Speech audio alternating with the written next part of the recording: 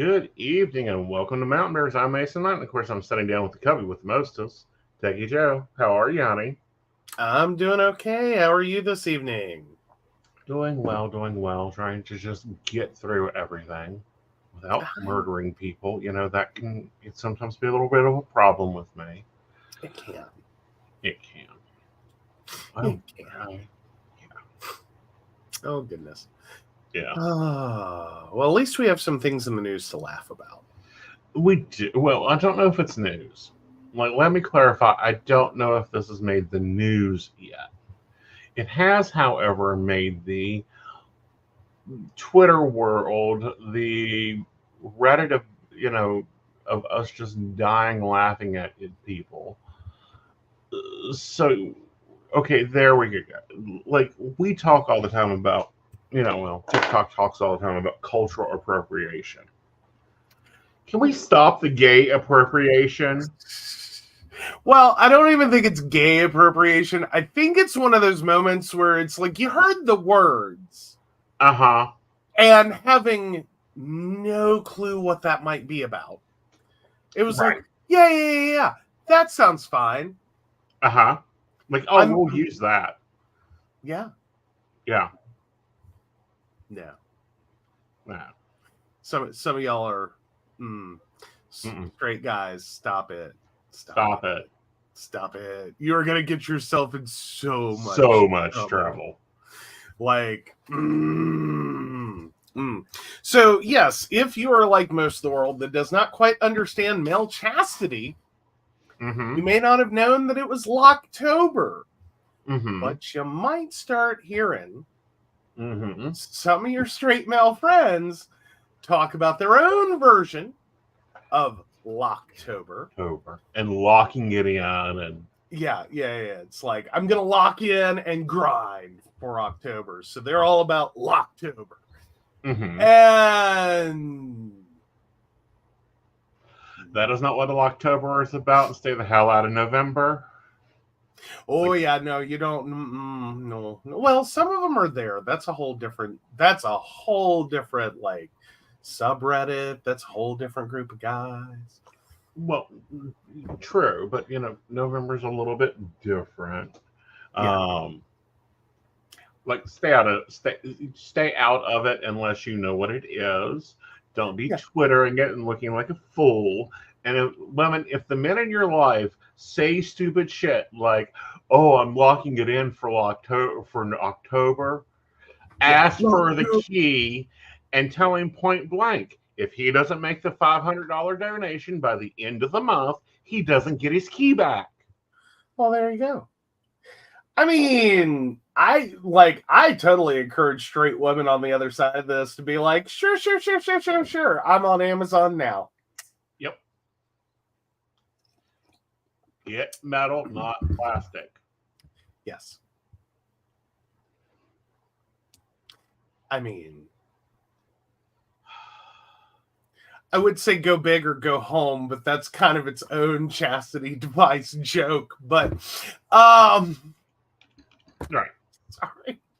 The jokes just write themselves. Yeah, for straight boys, November is not that. It is No Shave November. That is the straight boy, or mostly straight boy version. Right. That's your more common No Shave November. That's when everyone's beard starts looking like ass. But for reasons. There's another version of that. But I think the boys figured that one out. I don't know, because there's a few versions of that. Oh, did I miss one? Or two? Well, because like the no FAP movement started a no nut November. Right. Which, if you're if you're allergic to nuts, that would probably be a horrible way for you to try to raise awareness. Yeah. Just don't use that hashtag. That's right. gonna. badly for you. Right. The thing is, sometimes you have to look up the hashtag. Please. Like, please look up the hashtag. Yeah. Don't just scroll past the couple. Make sure that, like, this is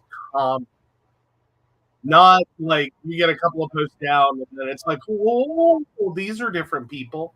Mm-hmm. Like, these are not my peoples. These are not peoples I want to be with. This isn't your department. Find a different department. This isn't your motivation. Find a different motivation. Yeah. Or a different term for it. Right. Oh, October's never going to be the same. Well, it isn't. And I don't know. I really, I've been watching some people have a ball with this. Mm-hmm. I'm sure it's been a push to see, like, how many Republicans can we get to say the words Locktober? Well, not only that, but how many people can we get to actually do the donation side of it? Oh yeah, well, there's that. Yeah. I mean, has anyone seen if we can get George Santos to make a video about it?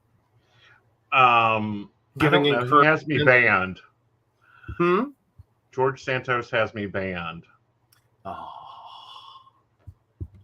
well, that's just sad. I'm sure we would have seen it pop on TikTok by now if there were. Yeah, probably. And I'm sorry, there's nothing I can say appropriate in this context that's not going to sound weird. So we're just not even going to try to not say things that sound awkward. Right. Like, there's just no. But no, it's like, know what you're supporting, know what you're posting about, know what you're using. Please. Yeah, Brenda, I think you found the different side of TikTok. Welcome. Yeah. If it makes you feel any better, my TikTok algorithm is fully entrenched in the idea. Right. That I need to see pups. Mm-hmm. They're sweet. They're lovable. I've never had a problem with pups. I think they're cute and adorable. Mm-hmm. Not my group. Right. Like, I don't know if you're a pup master and you need me to take one for a walk, I'll do it gladly. But otherwise, I'm not really. Right. Like, I have the same reaction to them that I have to, like, pups in general. It's like, oh, aren't you adorable? Okay, I'm ready now. Let's go home. Right. And it's just like watching some of these communities that get so confused. We were talking about this earlier, and I'm like, that question about which would you rather have if you're walking through the woods, a man in the woods or a bear in the woods? And we're like, of course it's a bear. We'll take care of you. We'll fix your makeup. We'll cook you dinner. We won't look at you and go, make me a sandwich. Like, straight dudes got so confused on this one. Well, I mean, in actuality, like, I'll take my chances with the bear.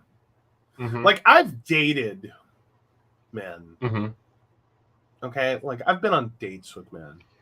Mm-hmm. I'll still take the bear. Mm-hmm. If you're just blindly throwing one of two out, like, I know nothing about the man, I know nothing about the bear, I'll choose the bear. Right. I'll choose the bear.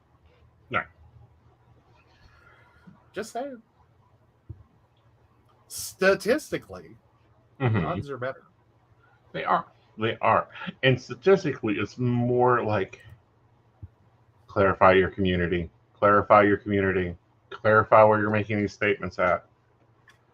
True. It does help. Yeah. Like, get it together. Yeah. Well, someone finally made the connection that, Cody is the worst hinge on the planet. Oh, good.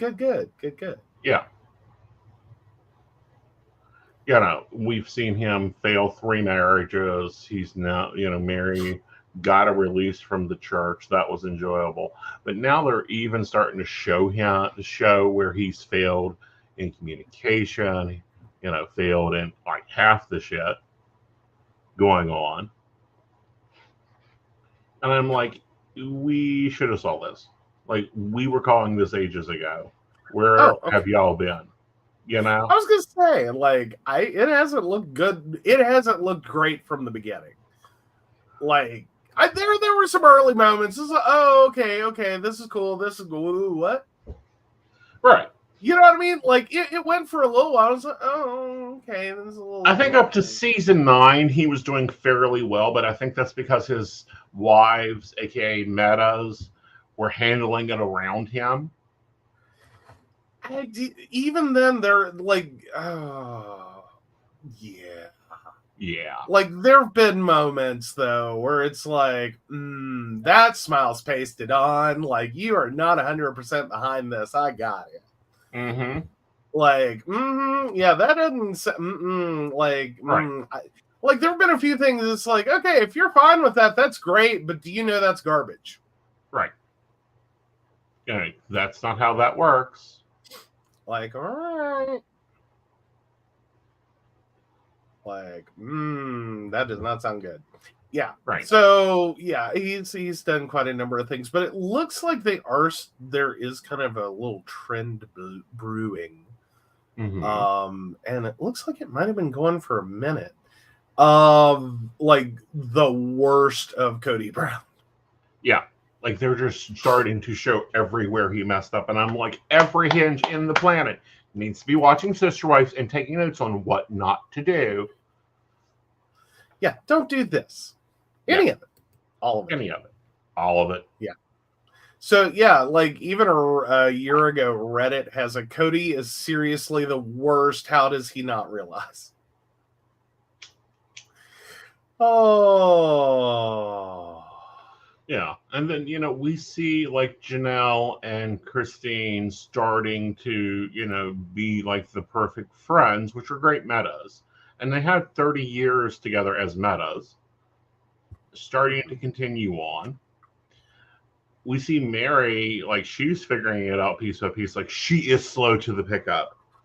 And their main problem is she stopped being the main meta, the head of the metas, and it switched over to Robin, who cannot manage multiple metas. And I do have to say something. I don't think that's because Mary's dumb. Can I just point that out? It's not that, like, no way would I say it's because she's dumb that she's slow to get it. I think she just can't believe it. Right. You know what I mean? It's like, huh? I didn't know that. No one would do that. Right. You know what I mean? Like, it's just this constant disbelief. Like, this can't be real. Right. You cannot be fucking this up so bad. Yeah, no. Like, seriously, something else has got to be going on. Like, nah. Yeah. Because, she ran the family for, I think, 20 years. And then turned it over to Robin to run, and Robin just fucked it up. One, I don't think she had a choice on that, but two, yeah, no, I don't think anyone thought Robin was going to do well with this. Yeah, and that was Janelle's first complaint is, I don't think that she can handle this. I don't think that she can make sure that he provides for us. I don't think that it's going to be good for us. More to the point, I don't think that Robin ever had an intent to provide for you. Right. Like, she likes authority. Right. Not really on page with the whole dynamic, except when it's all about her. Right. Because really, it's like a narcissistic match from hell. Right. Like, woo. Ooh. It's going to get fun. Well, it's going to get fun. This week, she tore him down. Oh, what?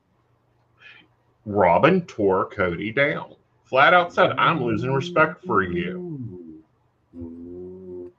You're acting like my father. We know those words.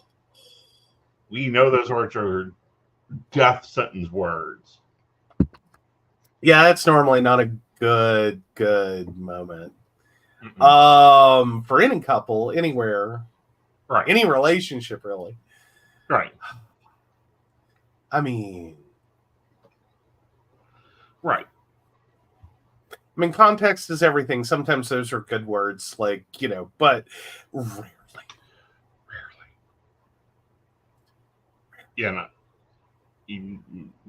Because he's not talking to his kids. He's not talking to the ex-partners that are the mother of his children. He's done lost one, unfortunately. Mm-hmm. And it's like, dude, get with the program. There are fucking manuals out there that tells you how to be as a blended multiple family.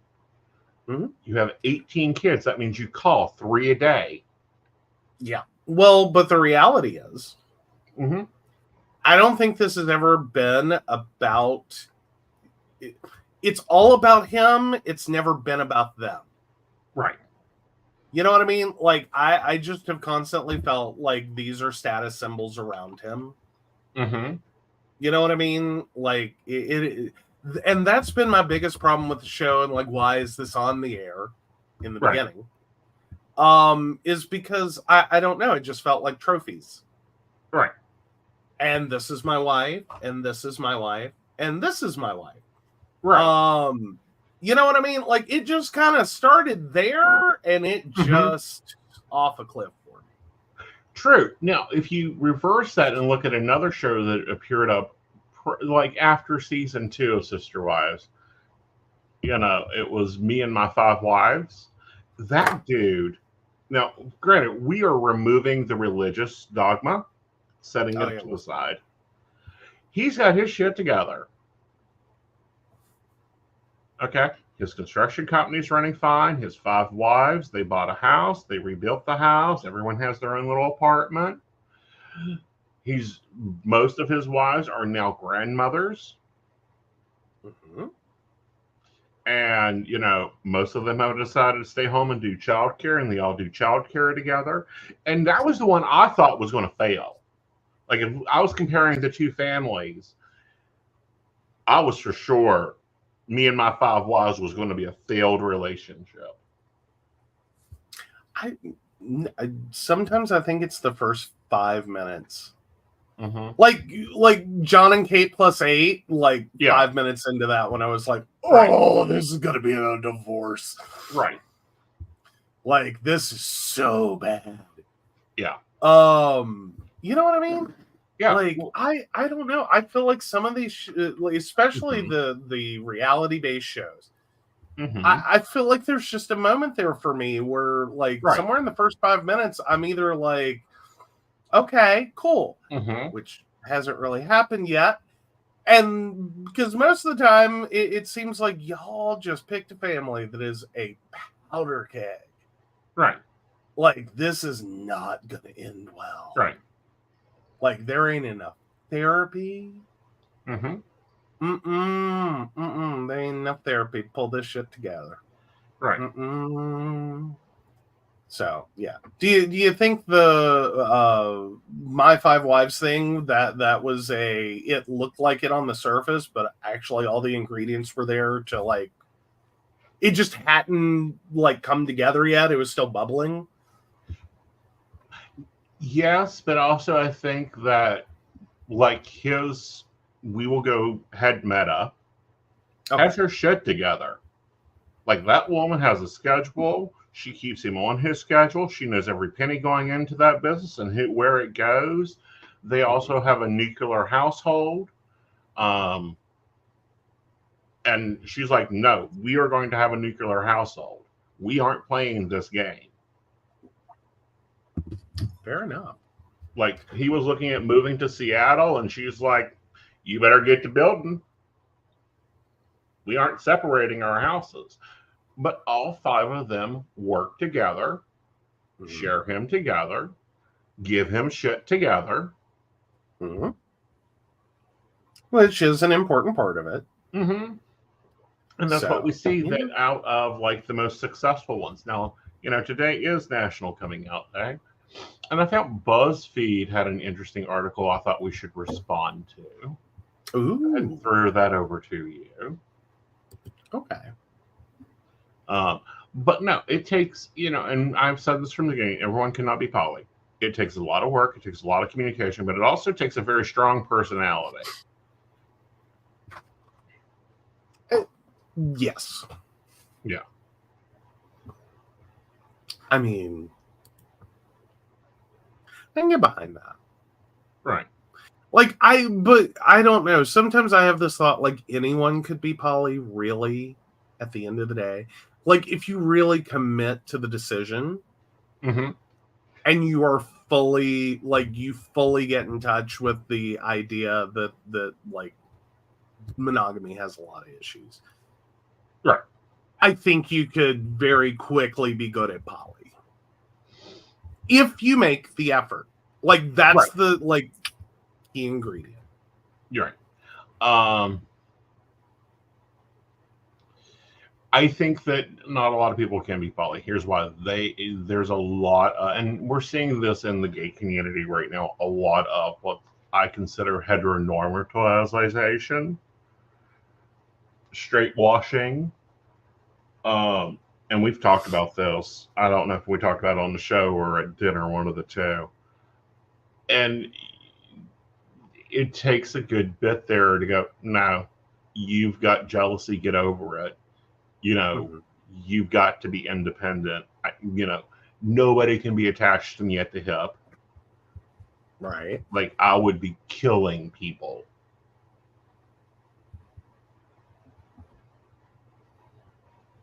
That's fair. Codependency, that doesn't work. Yeah, no, I don't think you can take the problems of monogamy and add more people and make it better. Right. Like, you know what I mean? That's what I'm saying. You really have to invest in the ideas. Mm-hmm. But no, if you think you can just, anyone can be poly, you just, add more people. No, it's not that simple. Right. You have to have your own self-confidence. You have to have that. It's a Pacific mix. It's a Pacific mix with your meadows. It's a Pacific mix with you. And I don't feel like people have that currently. Like, there's a lot of people out there that don't have it. Like, oh my God, he talked to a female. And buy him a ball gag. Yeah. Or get over it. It's a world and half of it's female. Right. You know what I mean? Like, I try to avoid it. Like, right. It is not the 1930s. Right. Like, good luck. Right. Just think. Right. So, alrighty. Alrighty. Alright, so BuzzFeed and the reasons people are happy to be gay and queer. Is that it? Queer people are sharing their biggest, I'm so glad I'm not straight revelations, and they're unbelievably accurate. Okay. I thought we'd go through here and choose ones. All right. And comment on them. Well, I gotta say number 2 is probably a really good one. When my male friends start complaining about baby mama drama, I'm suddenly very glad that I'm gay. I could see that. Yeah. I mean, like, some straight relationships, Jesus effing Christ. Right. Like, whoa. It's like watching paint dry, but there's so much anger about it. Right. You know what I mean? It's hard to describe. Like, things happened, child was created, move forward, pay your child support. Right. I like number 6, being able to work outside the household. Parenting tasks are based on what makes the most sense and who likes certain things without the pressure of social expectations. True. True. Yeah, and there's a lot that goes into that. Yeah. But that's not only with parenting, but that's with household stuff. Like, what makes the most sense? Oh, you're working overtime this week? Okay, I'll get the garbage. Oh, you feel sick? I'll get the dishes. Oh, I'm working extra? Joe's cooking. Pretty much. Like, we make it work. Brenda's more worried if they don't look or notice other women. Like, and that's sometimes like where's the line there? Right. Between do you notice? Right. Or do you not notice? Right. You know what I mean? Like there's a line. Right. Yeah. Otherwise, well, and then that's its own whole thing is like, and then that sometimes starts breeding this like weird suspiciousness. Makes you sus. Right. Like there's a certain amount of like heteronormative expected like red-blooded male activities. Right. That you have to participate in, but then if you go too far, now you're a jerk. Right. And there's like, it's like this is the beam you're on. Right. I mean, I'm just saying, it's very awkward. Right. Oh.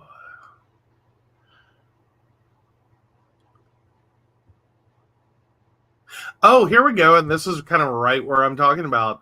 Number 11, the straight white lad culture I see in university of loud guys who are big into partying and acting masculine, constantly making explicit jokes about people, pressuring people into drinking culture, being super loud and always and everywhere, bad-mouthing hookups they've had, enjoying getting a reaction out of people when they do something to upset you, and passively excluding you from the group if you don't act like one of the pack. Yeah. Of course. That's tends to not. I don't know. There's some parts of because you got to be careful with that one because there are some parts of the gay community that very much like mirror that. True. And it's like, ugh. Like that's everyone's just least favorite dude. Well, dudette, she, he, they. Those are in all communities, honey. Yeah. But there is a prevalence. Yeah. Like, yeah, because until you said, straight white lad culture, I was like, stop putting down our drag queens. We can badmouth all we want. Well, it's an art form. Exactly. It's called reading, honey. The library is currently open.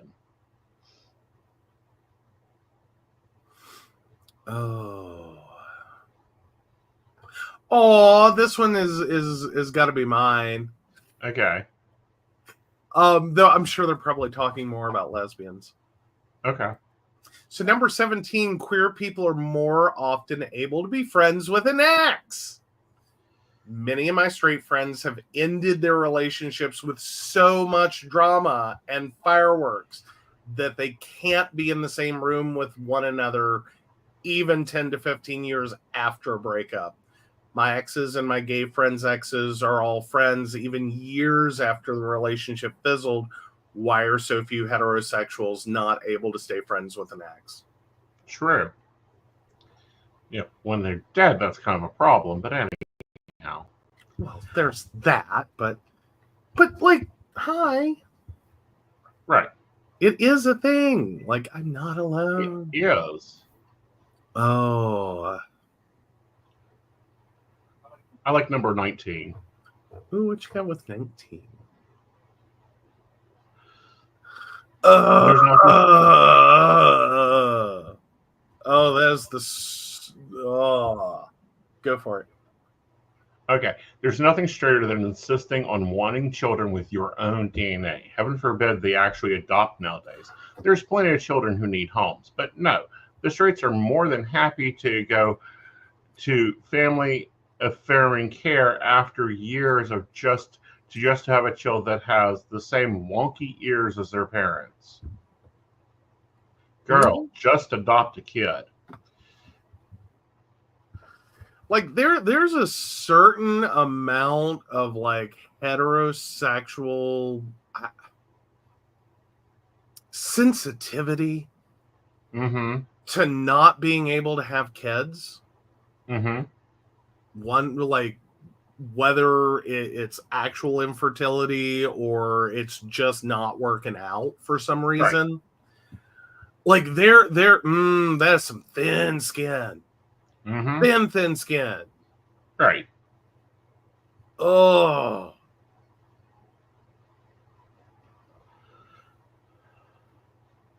Okay, 21 was written by a drag queen. There's no debate on this one. Boring alive. Straight people seem to be regular. They equate comfortability to that beige level, haven't they? Yeah. No. I might be on the list, but I'll just go ahead and throw out there, like, I'm so happy not having shades of white that I have to call color names. No. Like, we painted the dining room blue. We were really bold. And you have to pretend to be excited when straight people say this, and you walk in and it's like, Sky. I've put in contacts that have changed my vision with more blue than you put on that wall.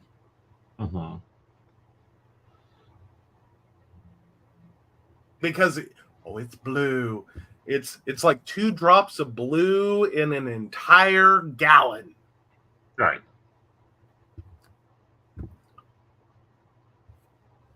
Like, I worry. Like, I ain't going through that moment when someone starts talking about their house and the new paint colors they chose, and you just and they start, and like, you start like visualizing it, and inevitably this is going to be a straight person problem, but like they start talking about their house and the colors they just painted everything, and you've got like this really pretty palette in your head, and it's like, oh my god, that could look amazing, and then it's like, okay, so 2 drops of all of those colors into a gallon of paint. Got it. Oh, my aunt, she would argue about shades of white. Oh, God, I've had that argument. We've had that discussion in this house, but it was over shades of gray. Well, yeah, but it was an actual color. We weren't talking of like 2 drops of gray in a bucket. No. Okay. But no, I've watched my mother lose her fucking mind. Right. Between like frost white and eggshell white. No. Or almond. That was the one that I think caused her to lose her fucking shit. The paint was almond. It was not eggshell. We do not. It was apparently a crime worth going back to the store. Yep. And I'm like, it is white. Like, Mom. And I felt something that I don't have to send you on vacation to redo the house. Oh, you found something? Yes. What did you find? Pill and stick wallpaper. Well, I mean, technically you can do wallpaper without causing me a problem. I know, but it's peel and stick, so I can literally put it up on the wall, and if it's crooked, I can take it down and fix it without having to get the steamer scraper and spackle out. Fair enough. Okay, got you there. Yeah. I can follow that one. And they have such pretty patterns. Oh. You already found your best little whorehouse in Texas, didn't you? More like my Japanese Perdogo. Okay. I love 26. It was one of the best qualities for dating you. Dude, what? Oh, sharing clothes. Yeah, you totally. Like, guys, y'all don't understand. He opened my closet the first time and was like, you have been shopping for me your entire life. Yes, and so did your sister. Like, I love that shirt she bought.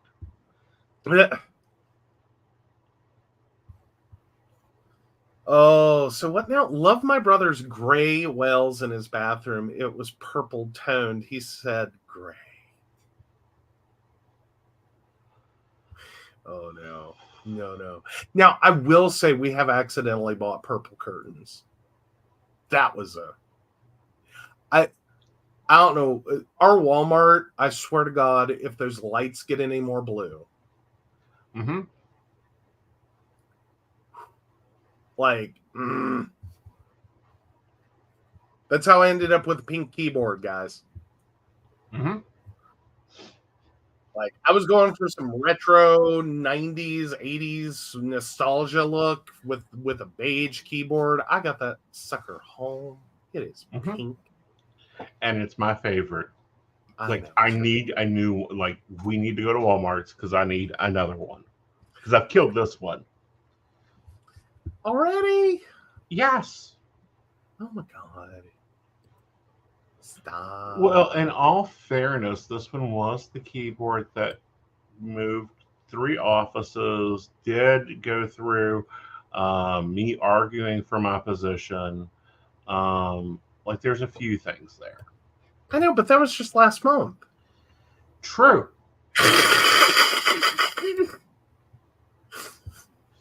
Like, I can pound the keys. I have nails for a reason. You can also move your office apparently three times in 1 month. I did. I even rearranged it yesterday. It was yesterday. Yeah. Totally moved my office around. He woke up. I'm like, you can't get to your desk. You can have your coffee in bed. It's okay. Like, this is the things I wake up to. I'm just happy when he doesn't wake me up doing it.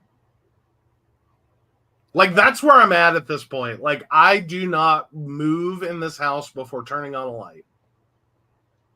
True. Like, I have zero expectations of ever being able to walk through this house blindfolded and not run into a moved piece of furniture. None. There's one piece of furniture I've not moved since you moved in. That's because there's nowhere else to put it. I'm debating that. Oh, okay. Last time you debated that, you debated it for 6 months and still said there was nowhere else to put it. I might redesign the kitchen. Oh, then it's not the piece of furniture that I think it is. You're talking about the china cabinet. Yeah. What piece were you thinking I was? The organ. Oh, honey, that ain't getting moved. Exactly. That's not my domain. I have agreements on that room. Uh-huh. I leave the power on, and I don't have to clean it again. Fair enough. Like, that is out of my domain. I have released domain to that room. It's like the bedroom. I don't move the bedroom around either. Yes. Oh, except for like let's see, what is this now? Well, it's only the second room it's been in. Right. So, I mean, there's that. I mean, do you want to move that? No. Okay, then. And I didn't move it around in there. No, you haven't. No, once it was in the room, it has not moved. Right.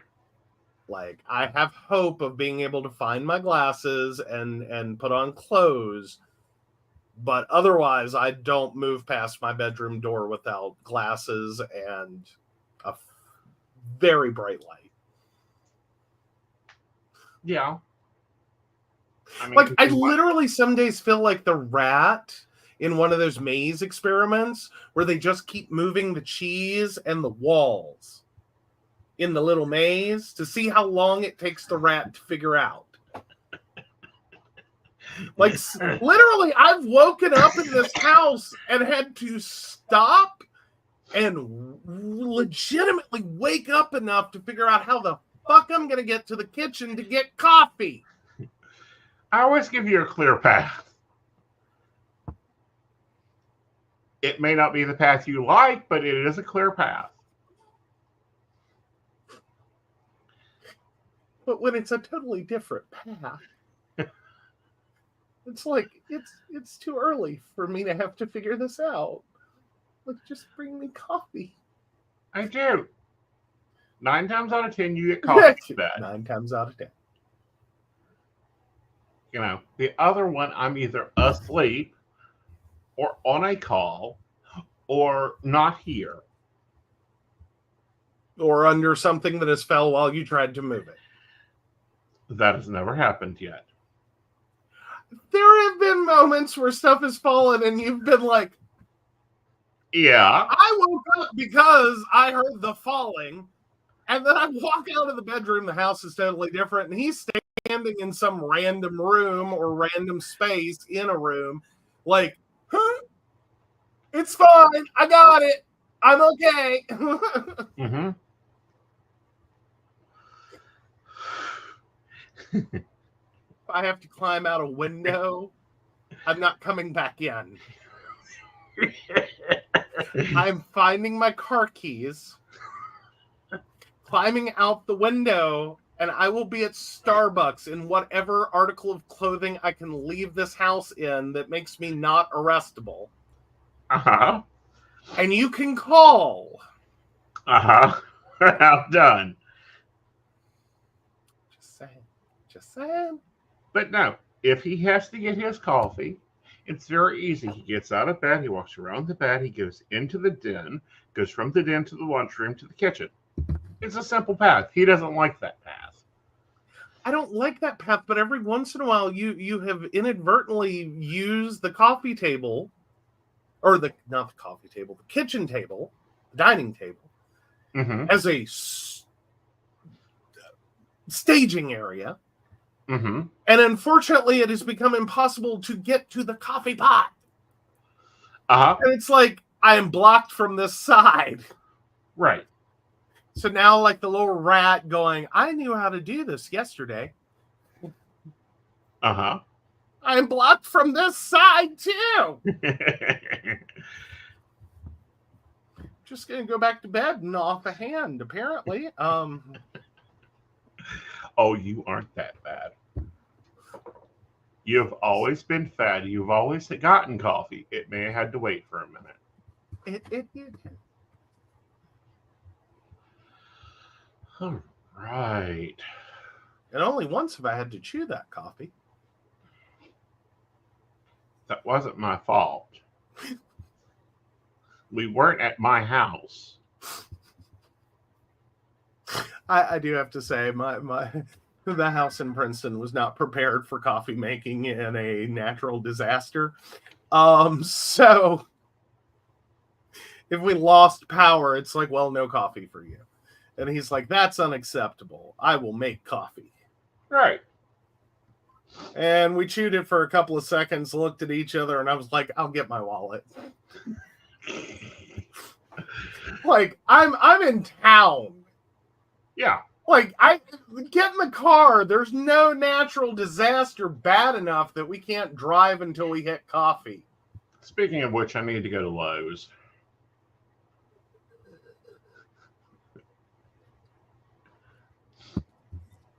Okay. Now that I don't have liquid or throwable mug. Why do we need to go to Lowe's? I need to pick up what we saw in a video this morning, just in case we need to make coffee. Oh, yeah, that would be cool. Okay. I'm good now. Okay. Yeah, because we turn the heat on, and if we lose electricity, it requires me to fix the camp stove up, and that takes logical thought and mobility. It's easier to just grab the French press. True. Or the mocha pot. Yeah. That'll work. Yeah. Alrighty. Oh my gosh. Okay. So let's go over to Ask Gay Bros Anything Over 30, and you pick one to talk about. Oh, okay. Well, let's see.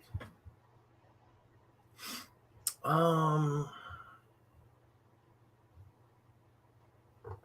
feel like I'm in a specific one, not a whole one. There we go. Oh.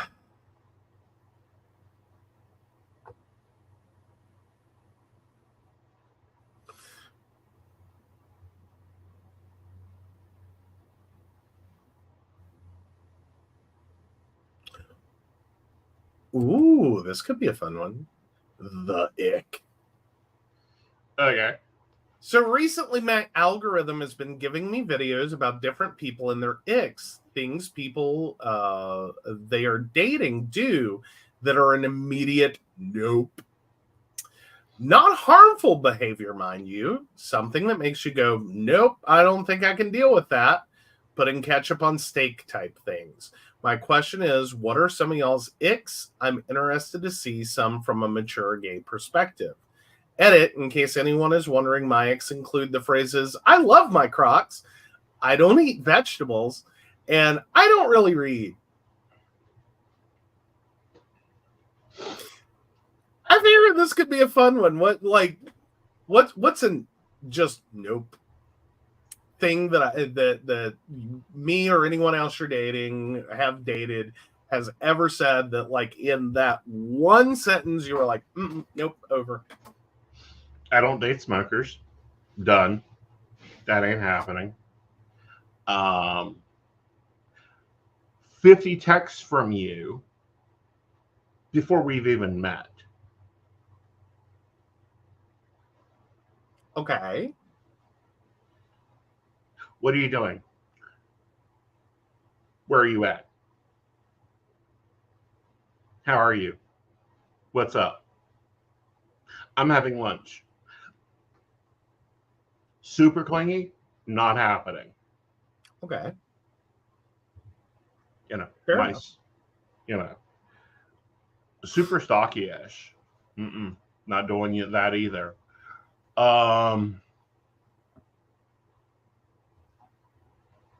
Straight no go nowhere.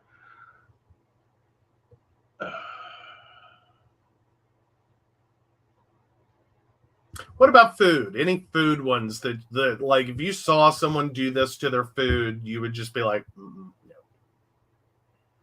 Like, we can't. Hot sauce on everything. No, thank you. Okay. Yeah.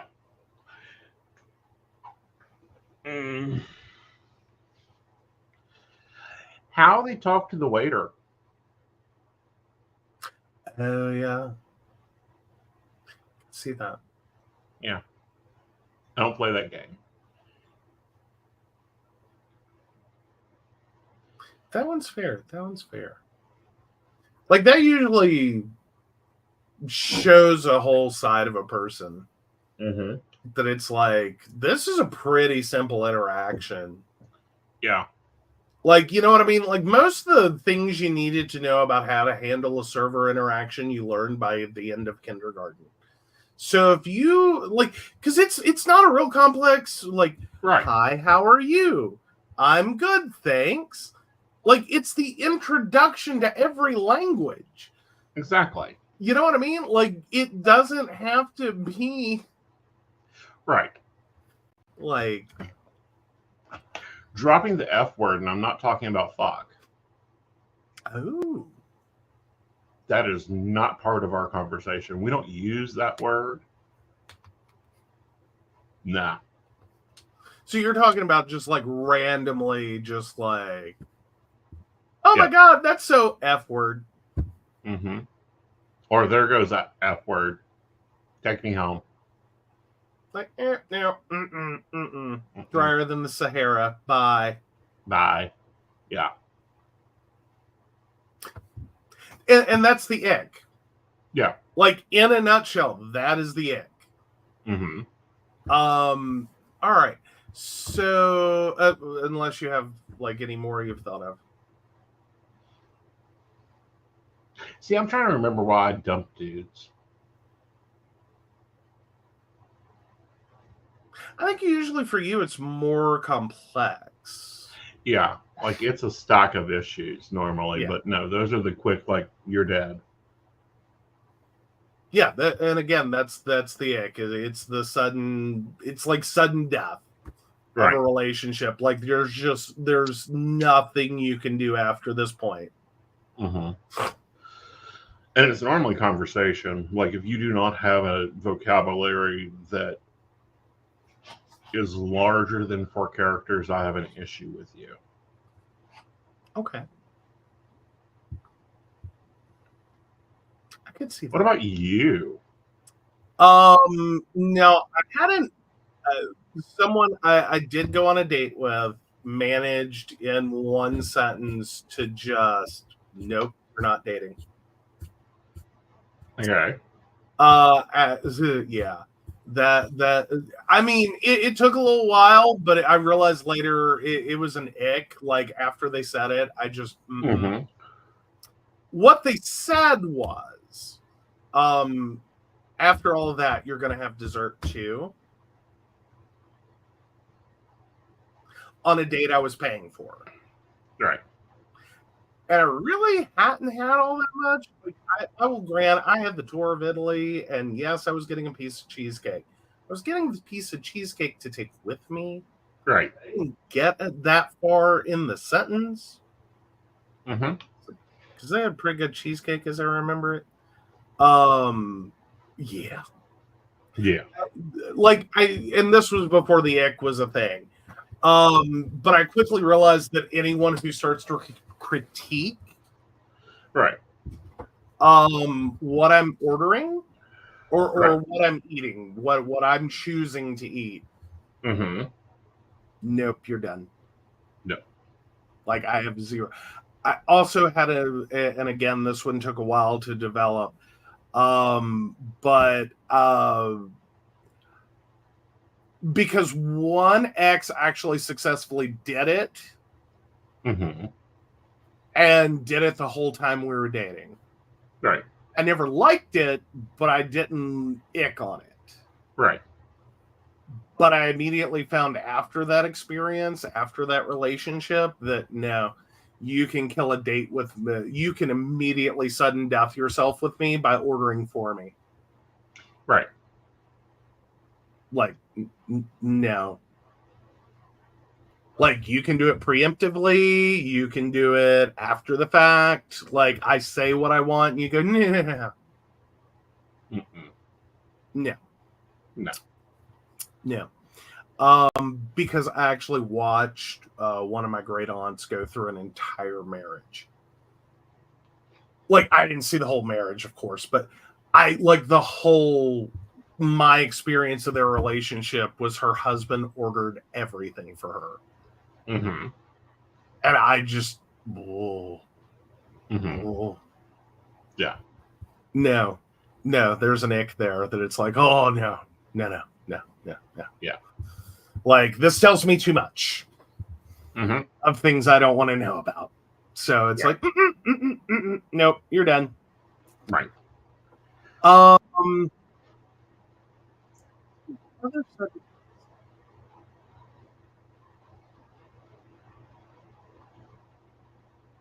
What else?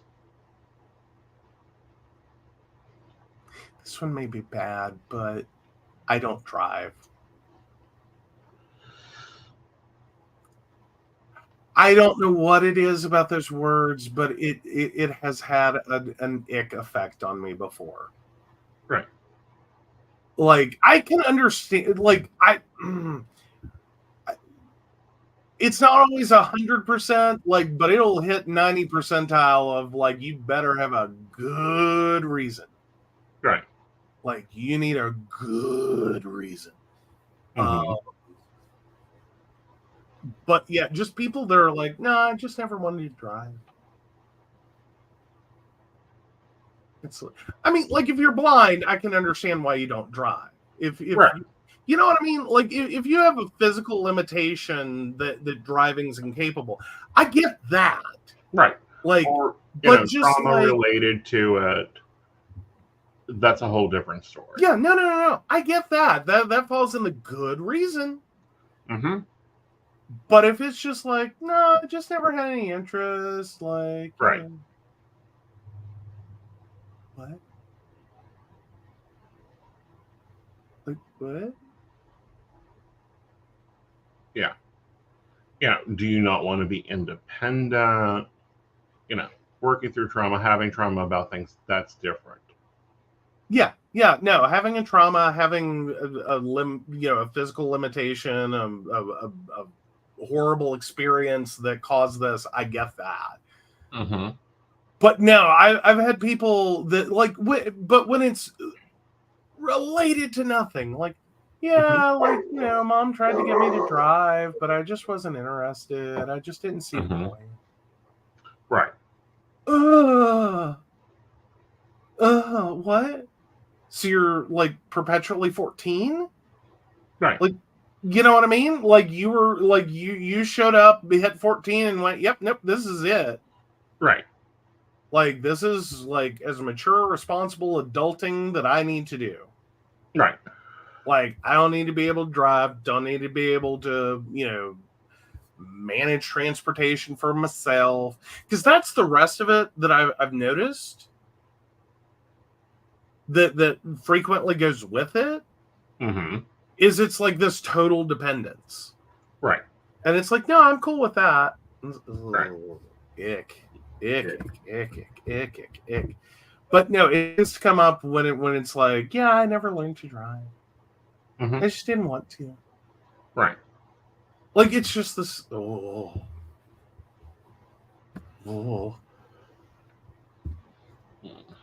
Like, that's one. Ooh, I know one. Complaining about hookup culture. Oh, God. Please. No. Yeah. If that's like the first lead into your conversation. Check, please. Check. Bring me the check for my iced tea. I am out of here. Like, I will help you out in your no hookup culture problem. Yep. Like, I'm gone. Yeah. Yeah. I've heard the argument. I appreciate that you think that's a problem in your life. I will try to be respectful of the idea that that's where you're at, and right. That's a choice you've made. But like, oh no, I can't get behind it. Right. Like, that's just no. We have no starting place. Right. Yeah, like, that one. Oof. Ooh. Being Demi's one thing. No, just no, it isn't. What's killing, dating in general, point blank, is the lack and the attempt to fit it into 1950s, and it doesn't work that way. All right, you got any more, or are we taking a break? Oh, I think the whole meat is murder. Like, don't get me wrong, I don't have a problem if you're vegan or vegetarian or, but just the phrase. Yeah.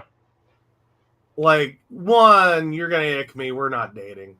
Like, it's over, it's done. Right. Because that's just such a... Right. Cool. Yeah, that one will. And again, it's not that I have a problem with the fact that someone's vegan or vegetarian. It's just no. And now I've got to resist the impulse to be as like grossly a meat eater as humanly possible. Mm-hmm. Because I'll tell you right now, if you open with like, before we order, I just want you to know, meat is murder. I'm putting bacon on everything. Oh, even more than that. You're ordering a steak. That's what I'm saying. I'm having a steak, bacon wrapped shrimp. Can we put bacon on my baked potato? Can we throw some meat in it? Yeah. Like, I'm going to be as grossly a meat eater as humanly possible if you bring the words meat is murder. Right. Like, I was unaware. Right. So yeah, no, there's much like your F-bomb, the N-bomb.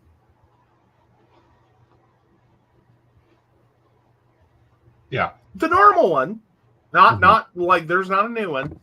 Like, no, that one, no, that's instantaneous ick.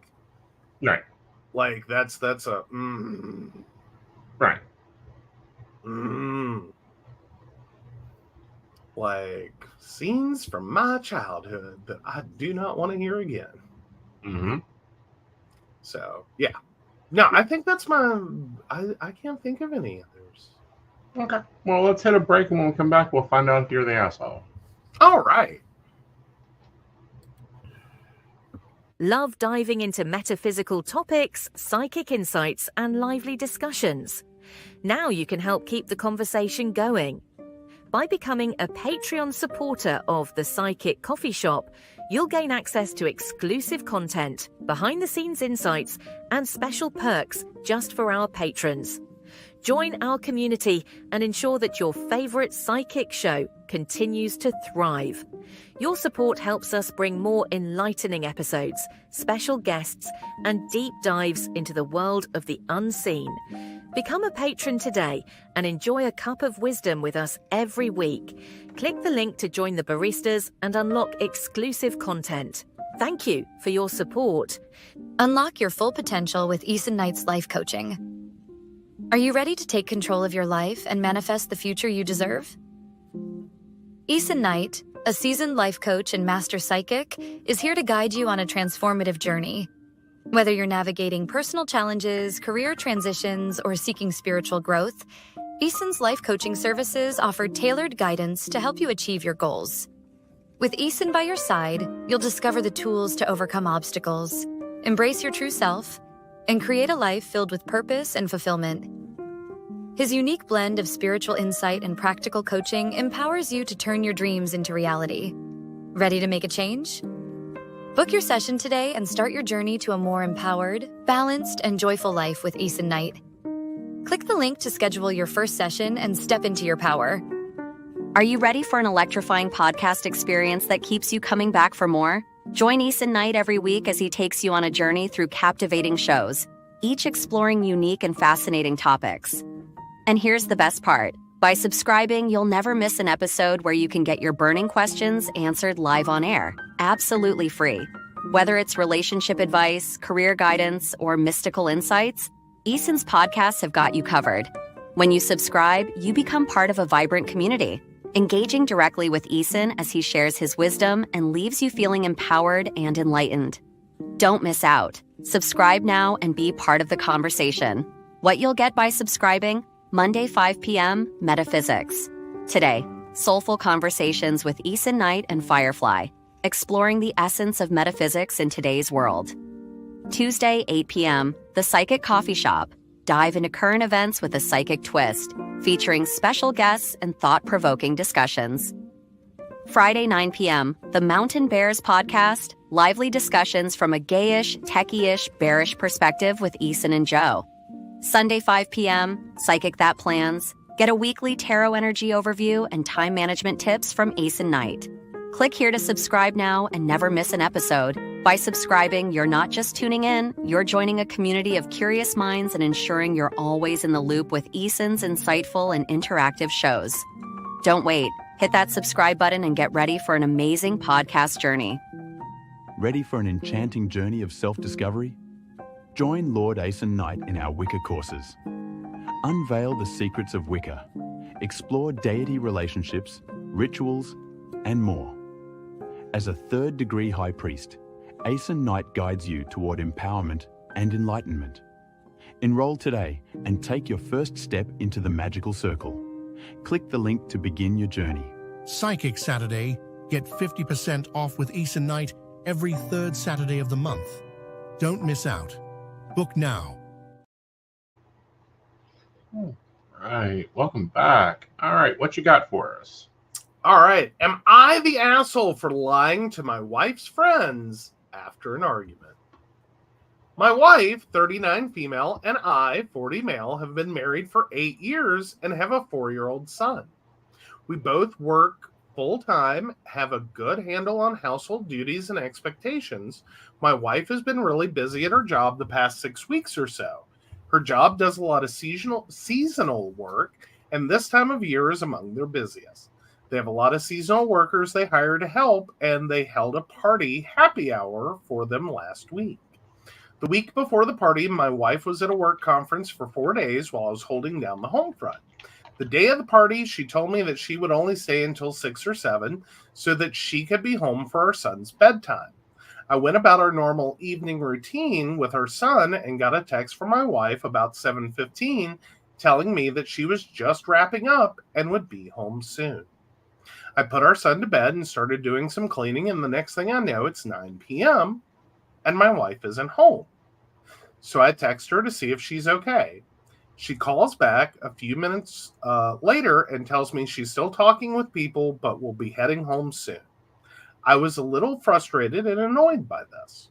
When she got home, I told her that I would appreciate a little more communication from her if her plans are going to change like that. She got defensive and told me that I'm not supporting her and that she needs to feel like she has the freedom and agency to do social things without me policing and parenting her, and that she lost track of time. I told her that 90 minutes is a long time to lose track of and that it takes 20 seconds to send a text. She got mad and went off to bed. That weekend, she had a few friends over for cocktails. My wife was inside doing something, so I went out to the patio and said hi to her friends. I asked them if I could get their opinion on a disagreement my wife and I had.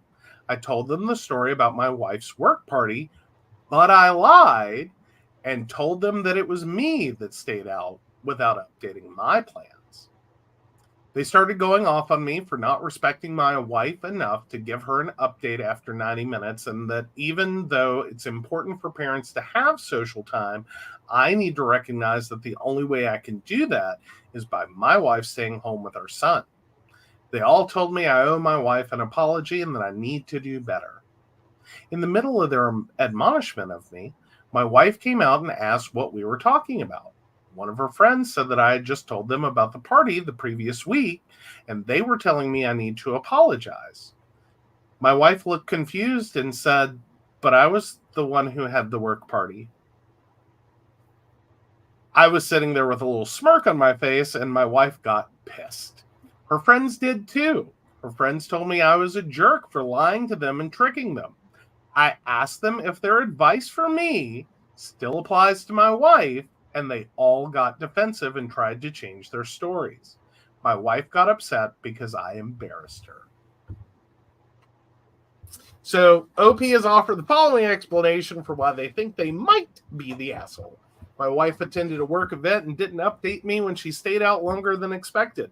I told her I was annoyed and frustrated by this, and she got mad at me for policing her. I later lied to her friends and told the story to them, but switched the roles of me and my wife. They all told me I was in the wrong. My wife then found out what I did, and she and all her friends got mad at me. I think I might be an asshole for lying to my wife's friends in order to prove a point.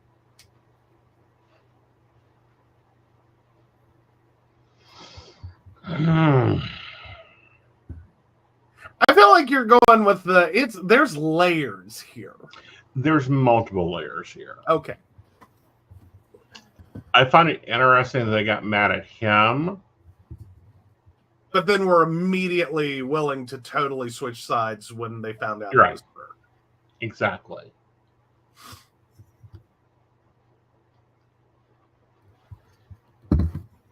It's like, excuse me? Like, one's good for the goose, one's good for the gander. In 90 minutes, oh my God, earthquaking. She might have been in a ditch somewhere. Well, I mean, if you start at, she originally said she was leaving somewhere between 6 and 7. Right. Okay, 7:15, she had relayed that she was just leaving. Mm-hmm. And it's now 9. Right. And it's like, oh, takes a few minutes, but she calls and says, I'm still talking to people. I'll be heading home soon. Right. Okay, so the earliest you were going to be home was 6. Right. It's now 3 hours after that. Right. But okay, you originally said 57, and then there was 7:15. Mm-hmm. You did text, no one had to ask you about it. So okay, cool. But then, you were wrapping up and would be home soon. Right. I don't think her husband has a single problem. No. With where she was, what she was doing, whatever. It was if you're going to be out till 9, just tell me you're going to be out till 9. Right. Or, you know what I mean? It's I'll leave by 6 or 7 so I can be home for our son's bedtime. Well, that didn't occur. Right. And then at 7:15, you said you were leaving, or right. you were wrapping up and would be home soon. Right. So for me, assuming they I'm going to go on a limb, say they live 15 minutes away. Right. I'd probably double that, add it to the 7:15, and be like, you're going to be home about 7:45, 8:15, somewhere in that window. Right. Sound reasonable? Yeah, that sounds reasonable, but this is a work party. You have to make faces. Mm-hmm. No, I get that. Right. And sometimes, the share tour occurs. Well, but she was already in the process of wrapping up. Right. So, again, if you told me that, I would think, okay, so you're already in the midst of the goodbye tour. Mm-hmm. So, okay, add 15 minutes to travel time. Right. 8:45, 7:45, 8 o'clock. Roughly what I would think, I'm not really going to get concerned if you're 8:15, 8:30. Right. But no, I think 9's a reasonable time to be what's up? Are you okay? Mm-hmm. Again, I don't see him doing anything wrong to this point. Right. I do think her reaction was a bit outsized. Right. And I don't know how much of that was she's been really stressed. Right. Which I think could have gotten fixed with you know what, honey, I was really stressed when I got home, when I said that last night. I will try to do better and actually tell you a legitimate time I'm going to be home. Right. Which it sounds like all okay early. Well, that or, taking into consideration. Yeah, that's going to happen. You're at a work party. You got to do the things you got to do. No, I get that. It just sounds like this has been kind of a normalcy. Right. And this is the first time it's gone really off the rails. Right. So I'm not saying to be suspicious. Right. But I would be concerned. Like, if someone's really good about telling you, oh, I'll be home shortly, and you get attached to what that means, then when you say it, you should probably have a reasonable expectation of that's what that's going to mean. Right. But at the same time, it's like, yeah, you're late. You're like, I think the original plan was bullshit. Yeah, I think the original plan was bullshit. Yeah. I think the first text was a bit bullshit. Yeah. And so being mad that he texted at 9 o'clock, like, are you okay? Right. I'm sorry, I think that's a little unhinged. So that's point one. Right. Then we get into the whole point two. So I don't think anyone's faulting him through point one. I'll neutralize it. Okay. So point two, then you turn around. Right. And you start asking for opinions on a disagreement between you and your wife, and you gender swap who did what in the story. Right.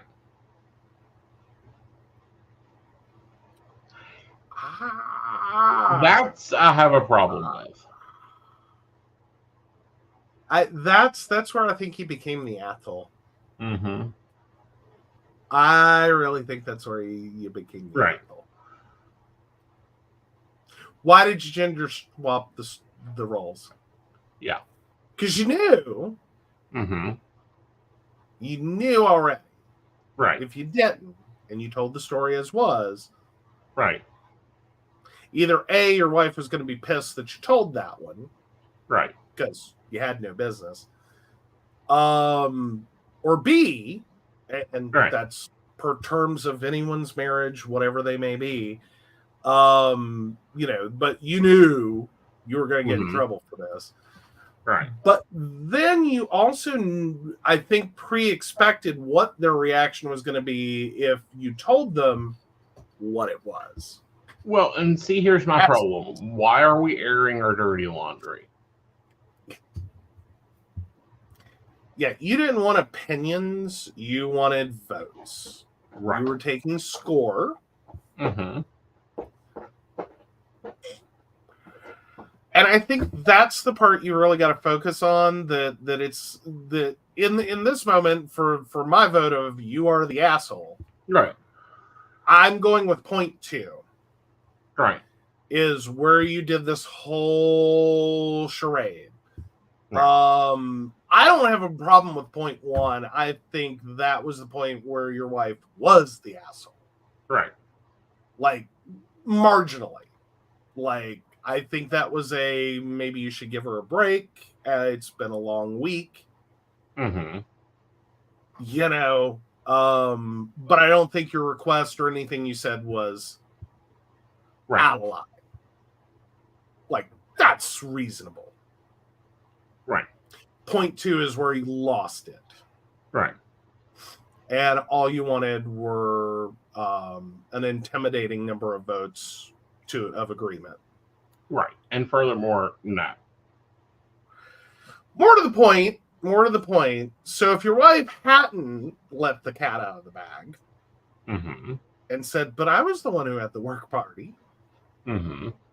What was your plan? What was your plan? What were you doing with this? Were you just going to get their opinion and feel like you were justified and right? Were you going to wait for everyone to leave and then you're going to tell her and be like, see, I was right. This is like all your friends agree with me. Right. As long as they think it was me who had the party, not you. Like, what was your game plan? Right. I think, and I think the game plan there was to gather votes around and see, I'm right, you're wrong. And that's like, you don't be bringing her friends into your situation.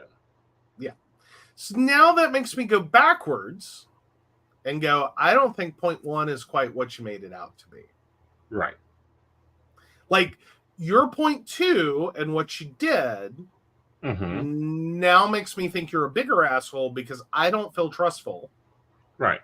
Of what you said occurred in the first place. Right. I don't think it was, she said 6 or 7, texted you at 7:15, said quite, I'm wrapping up and would be home soon. Right. And then 9 o'clock and you just ask if she's okay. Right. I think there's more to this. Right. Yeah.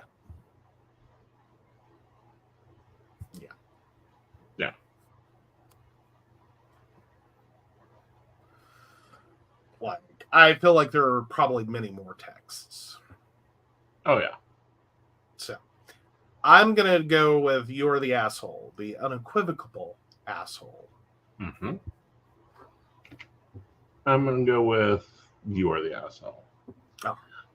All right. So the poll is up. Feel free to vote.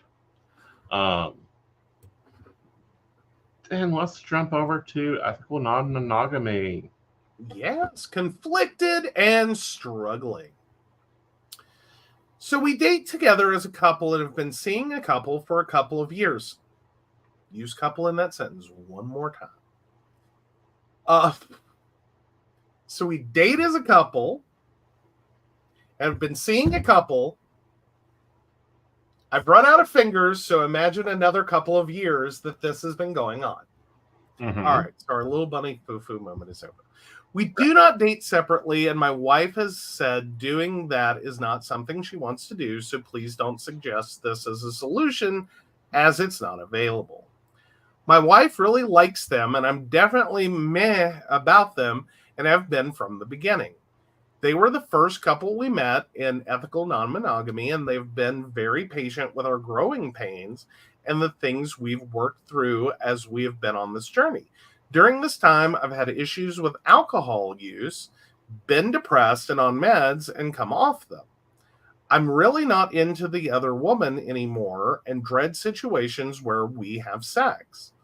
I've been very clear with my wife about this, said I revoked my consent, and been consistent telling her I don't want to have sex with the other woman.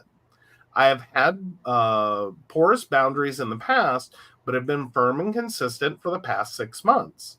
My wife is a fixer and believes that I can get over this because I had fun in the past. I have, but that was the past. And keeps trying to talk me back in. We're also seeing another couple that she's not into and says that's the compromise and will do it to give me something I want to balance things out. I always tell her she shouldn't be doing sexual things she doesn't want to, but sees this as something she has to do in order to keep the other couple, despite me trying to make it clear she has a full choice in this. I've been trying to ask myself a few things recently, questioning my beliefs about it. Do I not find her attractive? Am I doing this because my wife likes them? Am I genuine in my thoughts around all this? We have said we are each other's priority, and she knows where I stand with all of this. She tells me she has terrible guilt about this, but nothing changes. I've been starting to act really disinterested, hoping the other couple will get the hint and end things, but nothing so far, and I know this isn't good behavior.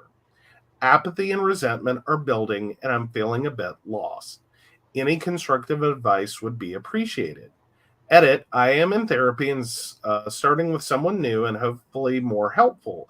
My wife stopped going because she got some truth she didn't like, but is also going to someone new on Tuesday, so hopefully that's going to help. Dump them both. I mean, there are so many problems here. Like, you've blown the ethical out of your non-monogamy. Right. Like, you're not doing ethical non-monogamy. Right. Like, do you understand that point? Mm-hmm. Like, do you get the whole ethical, non-monogamy? Monogamy is that you're not supposed to feel forced to have sex with others because it's what your partner wants. Right. Either of you. Yeah. You're both mixing it up. Yeah. But do you understand? Like, I think your wife has greater control over this. Right. Unfortunately. Right. Because one, she seems to be a little ethically ambiguous. Exactly. One, in trying to force a relationship between you and someone you don't want to have a relationship with. Right. And being willing to have a relationship with someone she's not interested in. Right. Solely to, like, placate you. Right. Like, you blew the ethical out of the ethical. Right. Like, it's just not monogamy at this point. Right. And it's really effed up non-monogamy at this point. Right.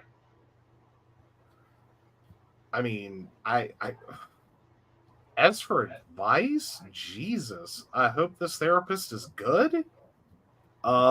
Please steer clear of both couples until you get some more therapy. Right. And hopefully you can, like, put the ethical back into your ethical non-monogamy. Before, frankly, this ends in a divorce. Because I don't think for OP this is gonna go well. Well, I don't think it goes well, but I also think that in the end we're in danger. Like, Will Robinson is in danger. Fix the relationship. And what I mean by that, and this needs to be like all over the place: ethical non-monogamy, monogamy, and polyism. If your relationship isn't right, stop bringing extras in. Yeah.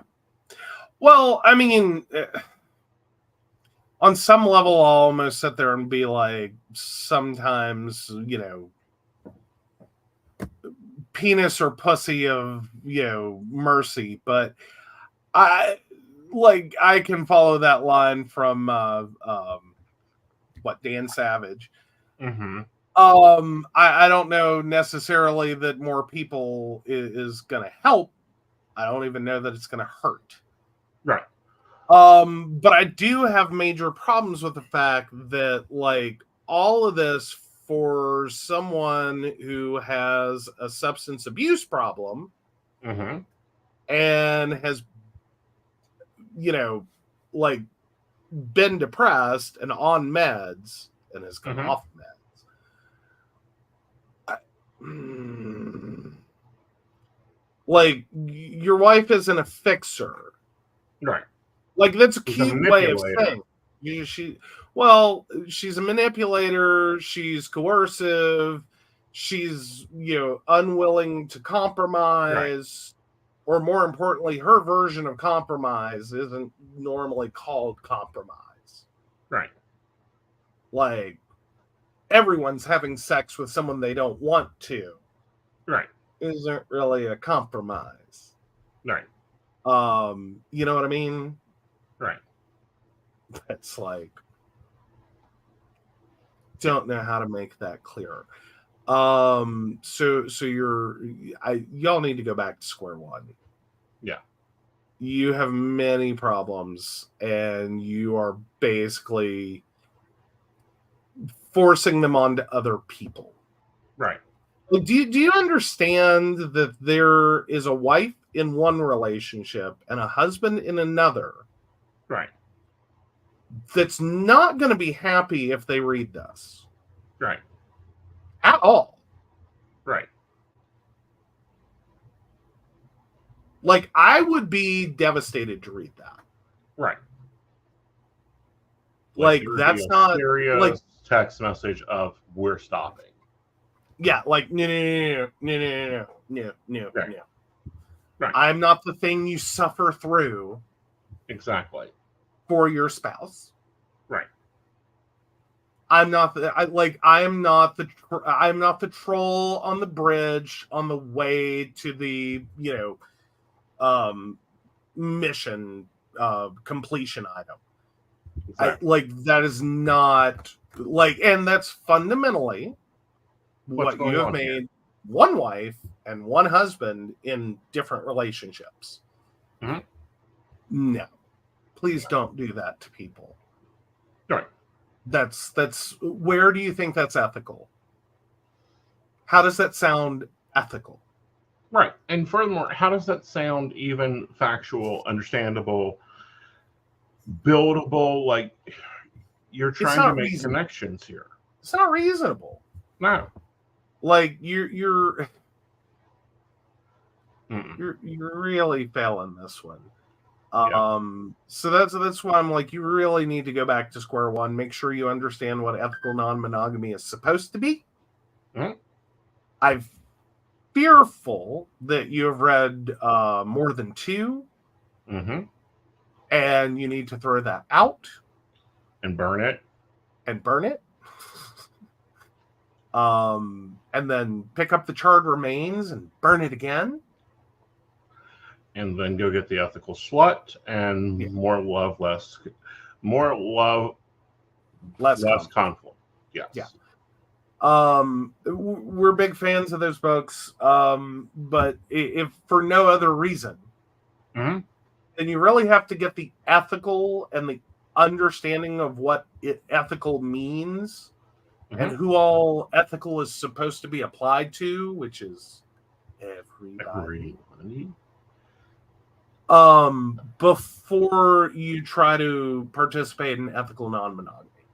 Right. And, and then more love, less conflict is a way to talk to each other about these situations and actually get on the same page.